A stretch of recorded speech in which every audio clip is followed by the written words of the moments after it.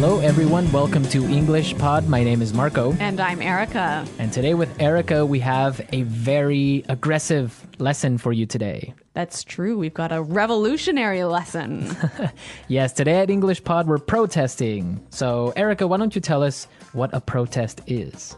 Well, when you protest something, you go into the streets and show your disagreement. Right, and you yell and you have signs and everyone's just protesting. And the news comes, and if it's not clear now, it'll be clear after the dialogue, I'm sure. Definitely. So why don't we start with our vocabulary preview? Vocabulary preview. We have two words in our vocabulary preview today. The first is bankrupt. Bankrupt. Bankrupt. Bankrupt. So if a company goes bankrupt, what happens? It means the company doesn't have any more money. So it can't pay salaries. It can't pay Can't anything. pay its bills, yeah. So basically, if it's bankrupt, it's probably going to close. Exactly. Okay, our second word today is bailout. Bailout. Bailout. Bailout. B-A-I-L, bailout. So a bailout is when the government gives money to a company that is about to go bankrupt.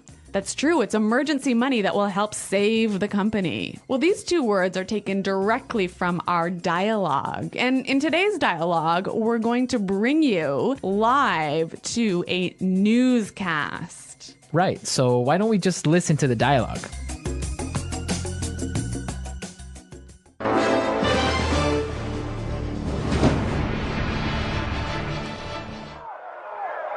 This is Action 5 News reporter Sarah O'Connell reporting live from Washington, D.C., where a protest has broken out. Thousands of angry citizens are protesting against the proposed bailout of the auto manufacturing industry.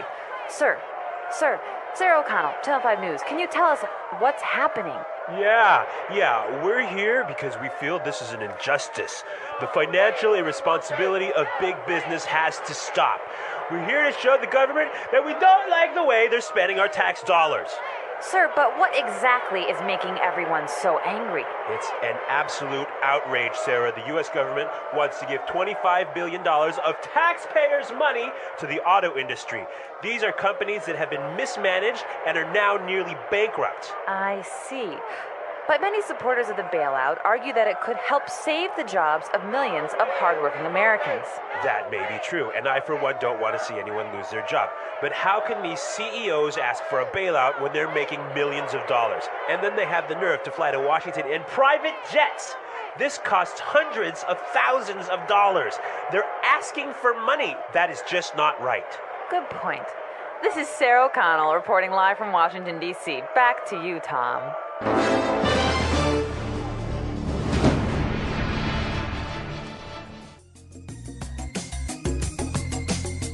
Wow, these people are really angry. I think they're furious. Well, I think they have some good points, and we'll talk about that later. But now, It's time for language takeaway.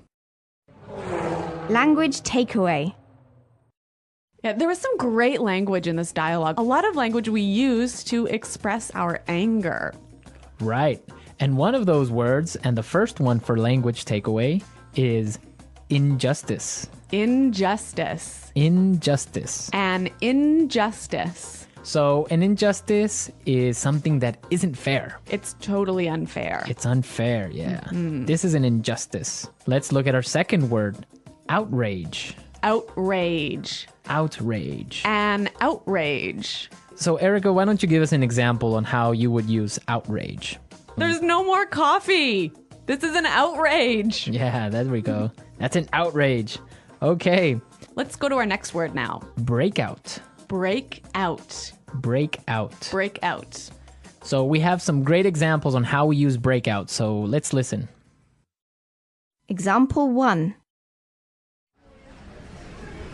War is broken out in Antarctica as countries of the world fight for control of the icy continent. Example 2. Officials are warning that fighting could break out in the border regions.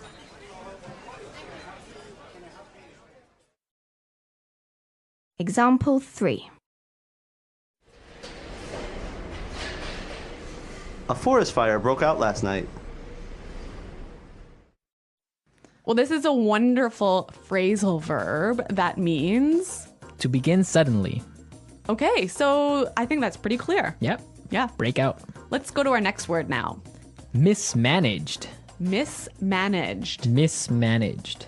So when something is mismanaged, it's Not managed properly. managed poorly. Poorly, right. Yeah. Our final word today is Have the nerve to. have the nerve to. Have the nerve to. I think this one also is a little bit difficult to understand. Yeah, but we have some great examples prepared for you, so let's listen to them. Example 1. I've been in love with you since the 3rd grade, but I didn't have the nerve to tell you. Example 2. I don't believe it. You have the nerve to ask me for money when you know I've just lost my job. Example 3. What? You have the nerve to bring your new girlfriend to visit my mother. So have the nerve to is like dare to do something, right? Yeah, how dare you? Yeah. Have the nerve to. It's like, I can't believe you would do that. Yeah, I think that's quite clear. Mm-hmm. Yeah. Okay. A lot of great words in our dialogue today. And also, we have some really interesting grammar in today's dialogue. Right, so today, let's look at some grammar breakdown. Grammar breakdown. In this section, grammar breakdown, we show you a particular grammar structure and explain a little bit about how that structure affects meaning. So it's not really about getting the grammar perfectly right. It's about understanding the meaning. Right. And in today's lesson, we saw some really great examples on how we use the present perfect tense. Let's listen to an example from the dialogue. Where a protest has broken out. Where a protest has broken out. See the verb here, break out, like a protest has broken out, happened in the past, right? Right? And it's still going on now. Exactly. So present perfect is used when we're talking about an event that happened in the past and is continuing on now. Exactly. Or is continuing to affect now. Exactly. Okay, I think that's pretty clear. Yeah, but now if you want to indicate or if you want to demonstrate that the action has finished, the event is over, then you would say it like this. A protest broke out. A protest broke out.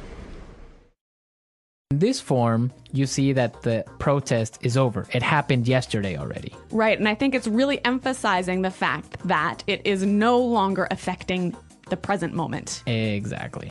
So remember the difference between present perfect and simple past. Now, if you want to know more about these tenses, present perfect and simple past, be sure to go to our website at EnglishPod.com. In the grammar section, you can find some more great examples and a really clear explanation on how these tenses are formed. But now we are ready to listen to our dialogue a second time.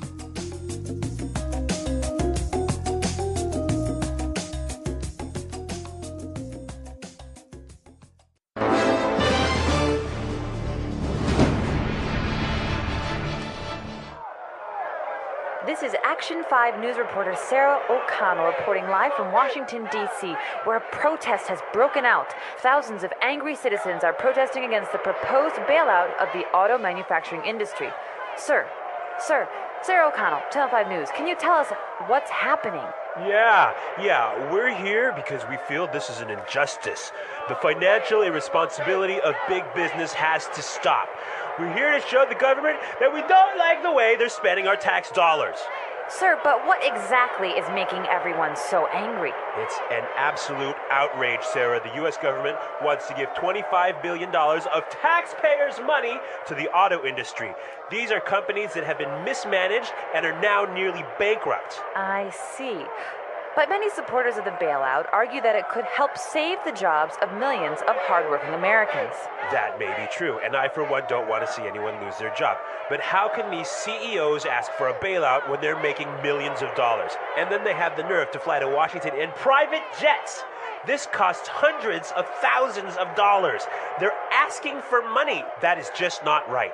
Good point. This is Sarah O'Connell reporting live from Washington, D.C. Back to you, Tom.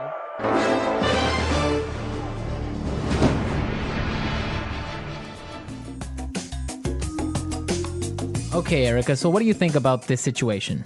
About the bailout of the auto industry. Yes. I think it's a bad idea. Why? There's so many reasons. I mean, I don't think it's fair for us as taxpayers. Well, I guess I'm not really an American taxpayer, but I don't think it's fair for the taxpayers to have to pay for the mismanagement of these companies. I mean, they've got so much debt. They've produced cars that nobody really wants to buy, and now they're in trouble, and it's not our money that should be spent on saving them. Yeah, I would agree with you on that, but you do have to take into consideration the fact that if these companies go bankrupt, thousands of people will lose their jobs. And not only the people that work at the factories, but also people that work for other companies that supply these factories. Yeah, I mean, I see what you're saying, Marco, but at the same time, we can't support an industry that isn't working properly. I mean, if one of these companies goes bankrupt, it's going to be terrible, but it will force the other two companies, perhaps, to manage themselves better, to streamline and become more efficient. I just think it will be better in the future. Well, it could be, but also maybe all three companies can go bankrupt. It would be sad because the American auto industry is a symbol of prosperity. Yeah. It's also the symbol of like the American culture in general. I guess that's true. So it would be a shame for it to go bankrupt because everyone owns a car in the United States, or most people, and it's just something that we can't lose. But it is an interesting topic, and we also want to know your opinions about this. Yeah, listeners, please come to our website at EnglishPod.com and tell us what you think about this bailout and about this lesson. On the website, we'll post a link to the news article where you can read a little bit more about this because this is actually going on now. That's true. Well, everyone, thanks for listening, and until next time, goodbye. Bye.